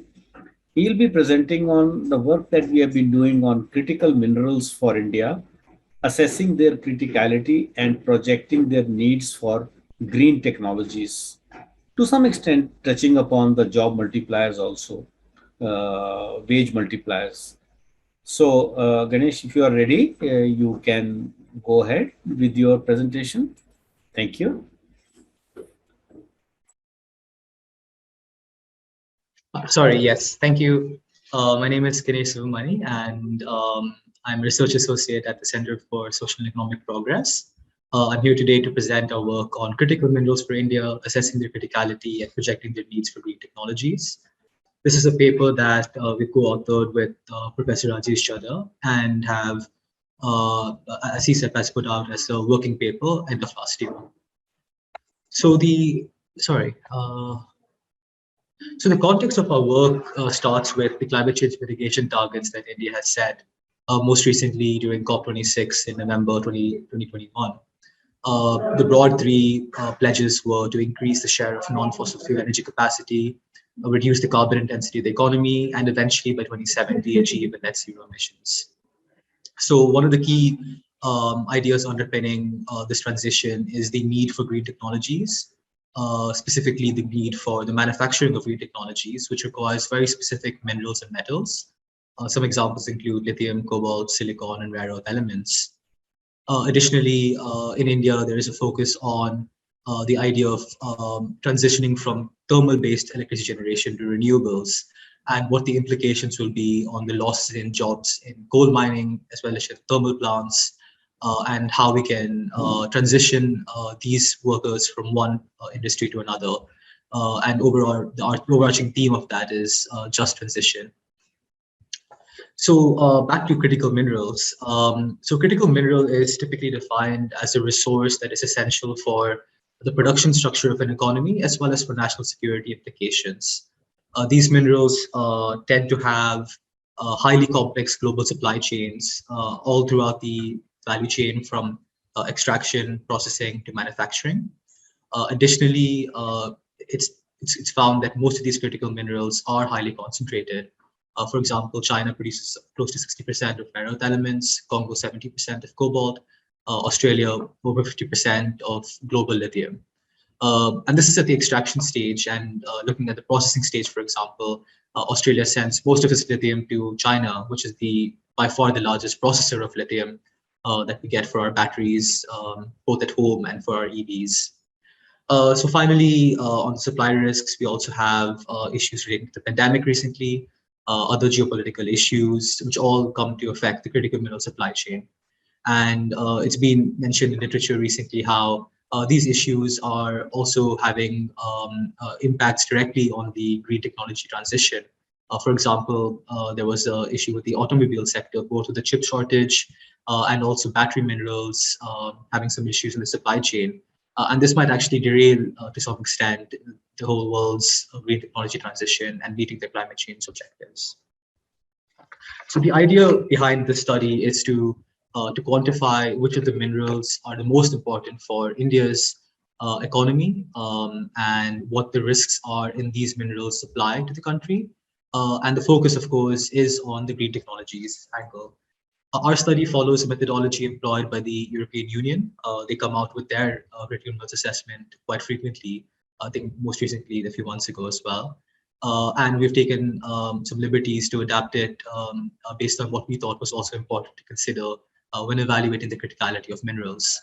So the broad idea is to measure the criticality of each of the minerals along two dimensions. On the left-hand side, we have economic importance, and the right-hand side, supply risk. Under economic importance, we have three indicators, we call it. One is on the impact of the mineral on the manufacturing GVA. Second is the substitutability of the mineral. And finally, our own concoction is the GVA, gross value add multiplier coefficient. On supply risk, we start with the concentration of minerals by country, world governance indicators, which relate to how well governed and the political stability of the country in which the minerals come from. Then the import reliance and self-sufficiency of these minerals within India, recycling rates, and finally, substitutability in the sense of supply risk. So in this preliminary study, we've looked at 23 minerals. These minerals can broadly be grouped together in terms of their key uses. In blue are the cross-cutting minerals. These are the minerals that are used in a wide variety of manufacturing processes. In pink, we have the key minerals for EVs and battery technologies. In yellow are the minerals for solar PVs. Green are for wind and to an extent hydro as well. And then lastly, we also considered limestone, which is quite important for India's infrastructure needs in the future. So moving on, I'll start off with describing how we computed the economic importance parameter first. The idea of this parameter is to quantify what the impact would be on the national economy if the mineral is suddenly to be not available in the supply chain. So the equation we've used is given, and the terms are starting with A as being the share of mineral consumption in a sector, Q as being the share of the GVA at a 5-digit level of manufacturing, NIC being India's National Industrial Classification System, sigma being the substitutability index, and mu the mineral GVA multiplier coefficient. I'll go into some more depth into each of these indicators. To start off with the sectoral mineral usage, we used the latest annual survey of industries for 2017-18 and computed the mineral usage at the 5-digit national industrial classification level. Typically, we've noticed that some studies take it at a 2-digit level or the mega sector level, but we believe that having it at a disaggregated level will give us more information on exactly how important these sectors are for the economy and where these minerals are specifically going to. Finally, we also had to consider the national product classification, the NPC, of each of the minerals. And over here, we had to give some thought to what stage of processing would be considered in our study. Of course, we would consider the mineral ore, the raw ore of each mineral. And then we also extended the study to include chemical versions and alloy versions, because many minerals that we're considering in our study are actually not mined in India. Hence, we would have to import some form of processed mineral. So an example would be chromium sulfate as a chemical or ferrocobalt as an alloy. Substitutability is our next indicator in economic importance. Here we seek to quantify the degree of substitutability, that is to say how substitutable the mineral is. And if it is quite substitutable, the economic importance would reduce since there's another mineral available which can take the place of the concerned mineral that may theoretically no longer be available for manufacturing processes. Again, we take the share of mineral consumption to total consumption. That's AS. Next, we evaluate the cost performance score of the mineral, sigma S, which varies between 0.6 to 1, 0.6 being a high level of substitutability and 1 being not substitutable at all. Here we use literature surveys to compute the scores, and we took it both for the mineral and also each of the end use cases of the mineral within India. Here, this is the matrix of matrix of the cost performance score. On the left-hand side, the cost of substitute is given, and the right-hand side, on the top, is the efficiency of the substitute. Minerals the substitute having a higher cost would make it less substitutable, and vice versa. And if the efficiency of the substitute is higher, then again, the economic components would be dampened, and vice versa. So I'll just give two examples. One major one is substitute for chromium, which is used for stainless steel production, is molybdenum. And we evaluated that because of its slightly higher cost and similar performance, it would get a score of 0.8. On the flip side, aluminium is a theoretical substitute for tantalum in the manufacturing of capacitors, but it would be quite inefficient. For example, if we were to use aluminium capacitors in mobile phones, a phone could weigh as much as 1 kilogram. So for that reason, we would consider aluminium to be a very inefficient substitute, in fact, not a substitute at all for tantalum. Next, we looked at the Gba Multiplier Coefficient, and here we took our results from the input-output table we constructed for India in 2015-16, for 2015-16, where we wanted to quantify the direct and indirect effects of a mineral on factor incomes. Again, AS being the share of mineral consumption, MUS being the specific sector's GVA multiplier, and QS being the GVA share of the sector S to the total manufacturing GVA. So that's the three indicators under economic importance. I'll move on now to the dimension of supply risk. Supply risk, here we want to quantify how vulnerable the global supply chains are, which also accounts for the concentration of minerals and some other adjustments, which would better give a sense of how much of supply risk that mineral is for India in particular. So the equation over here, I'll run through very briefly to start with. I'll run through the indicators to start with. We use the Herfindahl-Hirschman index of mineral concentration, which will tell us how concentrated a mineral is, both on the extraction side, also the processing side, depending on which one we import.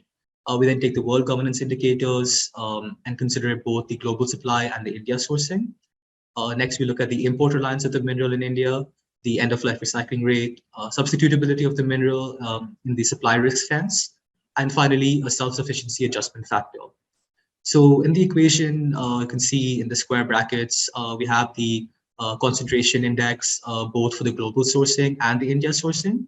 And we have a weighting between the two based on how import reliant we are. So for a mineral with close to no import reliance, we only consider the India sourcing angle. And if there is a high level of import reliance, then we consider both the global sourcing as well as the India sourcing of that mineral.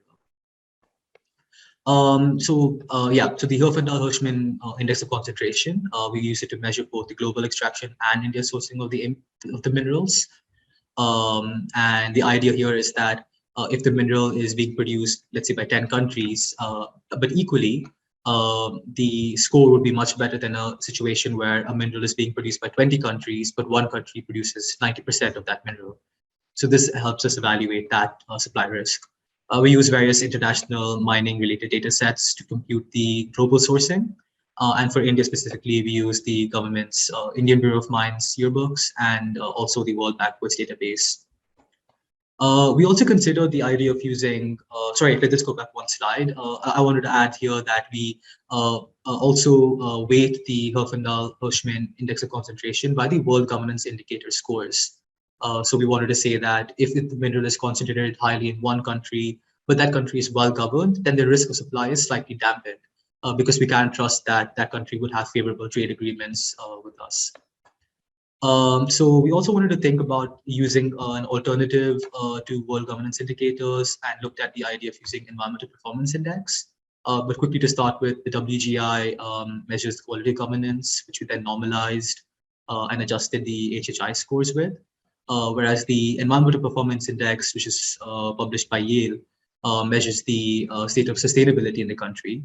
However, what we noticed is that there was a high level of concentration between WGI and EPI, probably because well-governed countries typically have well-governed environment as well. So for this study, we excluded EPI and are thinking about in future studies to maybe include alternative measures of normative performances in the country. The import reliance is another indicator of supply risk. Here we measure how sufficient India is in the procurement of the mineral. It's a ratio of the net imports to the net imports plus domestic production. And the idea is that if there is no domestic mining, then import reliance is 100%. We have to rely fully on other countries for our mineral needs. And if we export more than import, in this case, we set import reliance to be 0%. Recycling of minerals, this is mainly done through literature review, where we got end-of-life recycling rates for each of the minerals and give a relevant score based on how much of the mineral is recycled. In India, currently, copper and steel are the only minerals with some amount of recycling, while the rest of the minerals we studied have close to none. Again, the idea here for recycling of minerals and supply risk is that if we have a high level of recycling, then we may be less reliant on global supply chains for minerals because we can keep reusing the minerals, recycling the minerals already within the economy, with some lag, of course, to account for the use cycle of the product. The next penultimate indicator under supply risk is the substitutability. And here we want to quantify the level of substitutability in the extraction of the minerals or mining of the minerals. We consider two angles for this. One is the production substitutability, and the other is the co or by-production score. So the production substitutability accounts for if the substitute is mined in more abundance than the mineral under consideration. The supply risk is slightly dampened, 0.9, we give it the score. Similarly, if the mineral under consideration is a co or byproduct, and the substitute happens to be a primary product, for example, then again the supply risk would be dampened. So, for example, cobalt, when we are evaluating cobalt, we saw that cobalt is a mineral that tends to be a co-product or a byproduct of either copper mining, or it's also found in the processing of nickel. Hence, any substitute of cobalt will be able to help reduce the supply risk of the mineral. And the final indicator we considered was the self-sufficiency adjustment factor. So this takes into account the fact that India is self-sufficient in various minerals. And over here, we wanted to give a score between 0.2, which would dampen the supply risk, to 1.8, which would enhance the supply risk of the mineral. So we also put down an inflection point around 40% to 60% of giving a score of 1, which means no effect on the supply risk. And this helped us give a better understanding of the supply risk in the Indian context. So finally, the results. The results here are presented with the scores normalized economic components of the x-axis between 0 and 1, supply risks normalized between 0 and 1 on the y-axis. The vertical and horizontal lines indicate the simple average for each of the indicators. And the top right quadrant shows the minerals that are the most critical for India at the present. Niobium, strontium, cobalt. Lithium also, though it's below the supply risk indicator, below the supply risk average for now. There are also other minerals which are highly economically important, like limestone, nickel, and iron ore. But we either have self-sufficiency in these minerals, or we also have strong trade agreements which help preserve, which help bring the minerals into the country. It should be noted that these results are very are only relevant for a particular year, and things can change rapidly in our geopolitical situation, and also accounting for the fact that India's economy and manufacturing sector will evolve as it develops in the future. So we do propose to update the study quite frequently to get a better sense of the geopolitical situation and also India's changing needs. The second part of our study, this is a two-part study, first assessing the mineral criticality, and second part being the projections of the needs of critical minerals. Over here, we tried an early attempt. It's quite a simple attempt at projecting the requirements of critical minerals based on various assumptions, which we think would need much more work on to refine the results. But we thought it would be interesting to present just to get a sense of where we are in reaching our targets of climate change mitigation with green technologies. So some context first. Last 2 minutes, Ganesh. Okay, Last thank 2 you. minutes, yeah. Yeah, For context, the renewable energy targets are listed here. 450 GW was an earlier target at the writing of the paper, though it was updated later on to 500 in COP26. And there are various minerals that are essential for the manufacturing of these technologies, for wind turbines, chromium, manganese, molybdenum, etc. Similarly, for electric vehicles, we have targets set domestically, one of which is a 30% share of sales of passenger electric vehicles by 2030. And for these minerals are lithium, cobalt, rare earths, which we don't have any production of.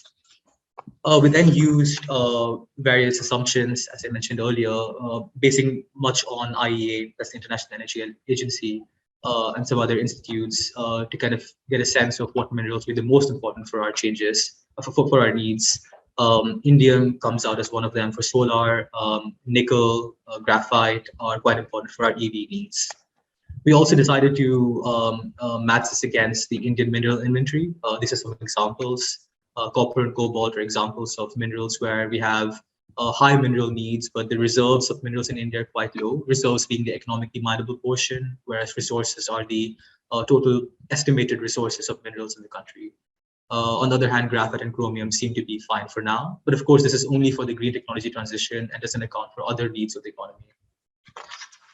Finally, we had a look at the wage income multipliers using our hybrid energy input-output model, a 34-sector table which has disaggregated sectors on energy-related issues, including renewables and biomass.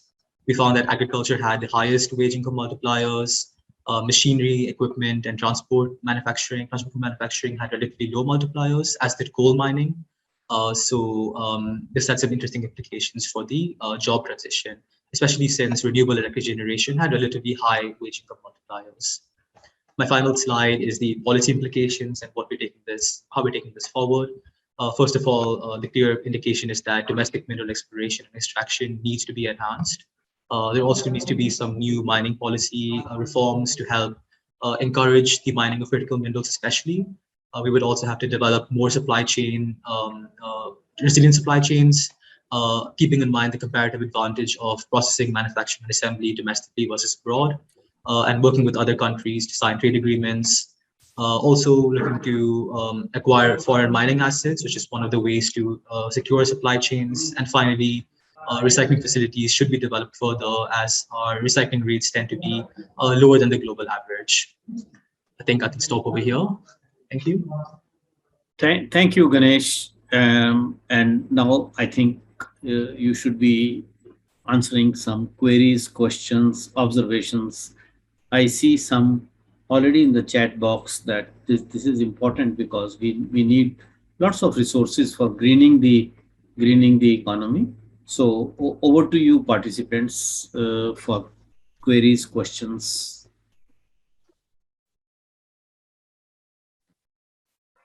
So if I may start. Please. I mean, now your estimations or the minerals you are focusing, I mean, two things. The minerals you are focusing are important for today's technology, right? So, yep. For example, I mean, take it as a suggestion, maybe not a question, but is there a way to do it for emerging technologies, right? For example, if we talked about, I mean, some of these minerals 10 years ago, probably they were not playing that big role in any technology, or they were marginal technologies. So that is one thing. And the second thing is, I mean, as an economist, I always, I mean, look for a price tag, right? I mean, so what would be, for example, what would these policy recommendations cost? Because if they were free, they would have been done already, right? I mean, that's our basic assumption. So is there a way to, I mean, put a price tag on this policy package? Thank you. Yeah, thank you. So the first point, I think we have to take that into account, and we wish to definitely consider that on how we can look into new technologies. I think one feedback we've also received is potentially on hydrogen-based vehicles. So point taken, absolutely. And I think over here, we would probably be reliant more on literature. We would have to check to see which technologies have the potential for being important. So I think that's something we would do in the future, while also expanding our mandate on the minerals considered. In terms of price tag, I think at the moment, most of our recommendations are kind of broad without having the prices checked, but I think we can take that into account as well on what exactly needs to be done, what the investments needed are by the government or the private sector. So we'll consider that as well. Thank you. Thank you. Just to add to what Ganesh has said, that as I mentioned, that we are trying to decompose the entire IO in an energy framework, So I think that if Ganesh, the third point that you could have added is that we are mindful of the changing energy technologies, and we would also like to put in some developed countries IO coefficients, as Sebnem has said, in some, and see what would be the requirements. So at the moment, we are trying to estimate what the requirements are.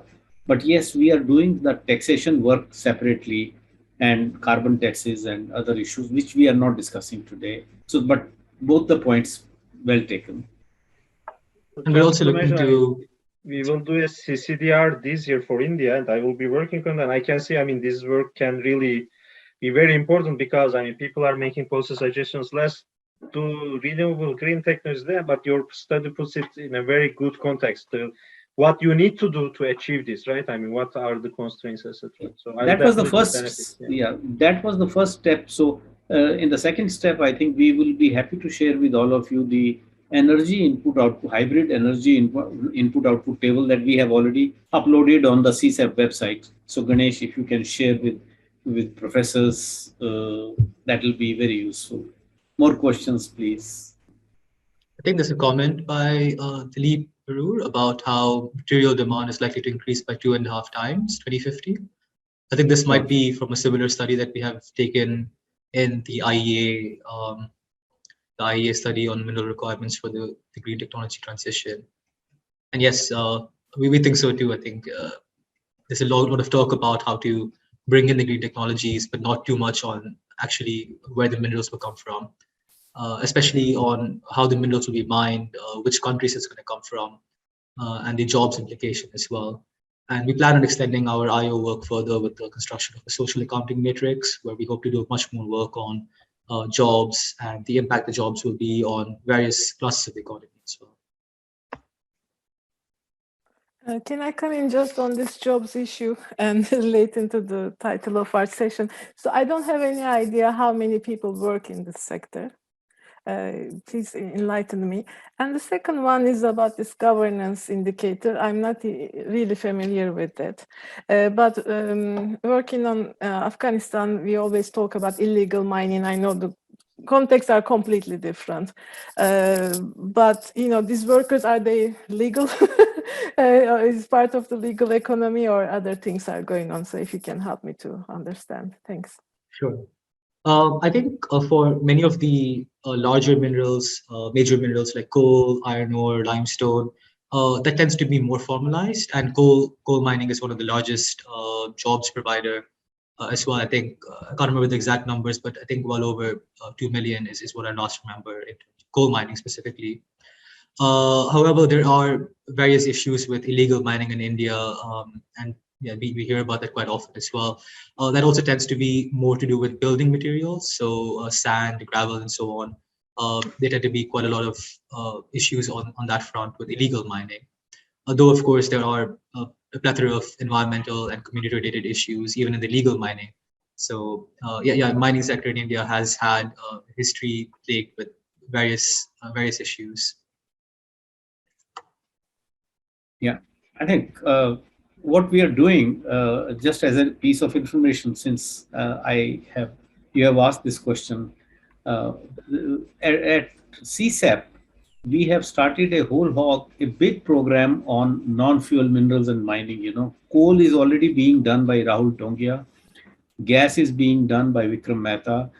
What was missing at CSAP, and why did I shift from NCAER to CSAP, was to create a big vision program for the minerals and non-fuel minerals and mining in India, particularly since many of these non-fuels are going to be the fuels of the next generation. That is what Ganesh is presenting. So they actually are fuels. We call it non-fuels, but they are the non-fuels. They are the fuels of the greening the economy. So this was just to trying to understand, which other people have not done in India, for India, that what are the requirements, and a very small step in this direction is what Ganesh has presented today. But you're right. I think there are serious normative issues that we are looking at, how the communities and the environment need to be protected. So that is already a series of working papers or notes we have uploaded on our website. So you can please see, and we'll be happy to share. Erinc, looking forward to your comments, suggestions, because this is work in progress. Many thanks. I am sorry, I have been in the office in and out. This is the grading time. Many thanks. Hassan, may I just direct my question to you in the meantime? I was just going to, I just type it, but don't want to cloud your thinking. What was the size of the adjustment on the efficiency parameters? I mean, it had, I mean, something has to adjust, no doubt. And what was the order of adjustment, really expected efficiency gains on average by sectors, any outliers? I mean, it was, I checked this, right? Because this seemed to be very important. I mean, I'll check the numbers and send exact figures to you. But I mean, for transport, it was okay. I think it was like 20-30% productivity increase over the whole period. So it was fine. But for buildings, we needed a lot of energy efficiency improvement, right? I mean, because basically just by switching to electricity, we were not able to reach the net zero target. But the sector team believed that this pathway should be possible. So there, I think we reached something like 60%, 70%. Like, I mean, the efficiency improvements. Right? So for buildings, it was significant for heating, but for transport, it was, I mean, the order was fine. But I'll check exact numbers and let you know. And of course, always the biggest problem is processes. Cement, iron and steel, glass and ceramics. I mean, they need heat, and in order to get this, they said they cannot do it with the electricity furnaces. Glass ceramics, for example, use about 2% of the whole natural gas consumption in Turkey just by itself. I mean, this is the biggest challenge, right? I mean, not only for Turkey, for the world. I mean, exactly. What are we going to do about IPPU? That's why for Turkey, I introduced this IPPU and tried to price them. But still, I mean, you can achieve very little with pricing the emissions from their output unless you just get rid of the sector completely. So technological change is the key, and we have very little knowledge about how, if this is possible, how much we can reduce, etc. Right. So now we are working on an alternative approach where you have green steel and normal steel, which computes. So you tax the normal steel, green steel tax over. As long as there's a technology out there, I mean. Exactly. Now we are trying how to promote it. That's. Thank you. Because we are debating about the same thing with a different sector aggregation, but the principle is the same. The energy power model gives us the pathway, and then in order to create the macro adjustments, well, something has to adjust. So productivity gains is the only thing. And how about labor? When you added labor gains, is there flexible labor market? How do you do it? It is flexible. I mean, labor supply responds to real wages. So the higher they are, labor force participation increases. But we also have a CET, which distributes this supply across sectors. So there is a labor market for each sector in that sense. And I mean, since it's a city, you cannot easily move people from agriculture to services, etc. Right. Right. So labor supply is energy. Sorry, sorry, Rajesh. No. Thank you so much. And I think instead of my recommendation, Sebnem, if you can say a round of applause for my young researcher Ganesh, he's been doing very well. And so if you can propose the round of applause instead of me, because I'm a co-author. I'm proposing a big round of applause. Do we still have time, or do we need to close right away? I think we are just on time. Okay. And thanks, Ganesh, for a nice presentation. And I like to wrap up till the host says just stop. And sure, we have a break, I think. So yeah, you could continue. Yeah. So this, in fact, wraps up our presentation. And so you have all helped me in thanking the presenters. In fact, it has been such useful event for me, Sebnem, Hassan, Erinc, that I could hear something after. My last Gtap conference was Melbourne 2015, and after that, probably I couldn't travel much. So it was joy. It was very nice getting back to the Gtap conference this time. And Sebnem, over to you, because you are the organizer of the session. This is an organized session. I'm just helping you, but over to Sebnem, please. Oh, thank you so much. I think like emerging economists, we have the same issues and, on top of it, the recent crisis on commodities. So there are many things going on in parallel, but greening is the big agenda on the way forward. And let's keep talking. And it's been a pleasure. Thank you for inviting my invitation to organize this session. Tomorrow we have another session, and Erinc Hoca will be chairing this one. Of course, I will be supporting him, and look forward to seeing you during the conference and tomorrow's session. Thank you so much. Thank you, Uris. Thank you. And Uris, thank you very much. And thank you very much. Thanks to the center and Purdue University. It has been, you can count the years, 94 onwards. I have been a part of. And remember, I just have one point to mention here, Sebnem. When I was going through the short course, second short course on GEMPAC in 1994, India IO didn't exist. And I protested. I said, you are using China IO for South Asia. So Tom Hurtle usual response is, if you have a problem, help fix it. And next year, 95, I started contributing India database, which I have always done till date. So it has really been great. And remember, the conference dinner and the short course dinner was held at Tom Hurtle's place. We were just 30, 35.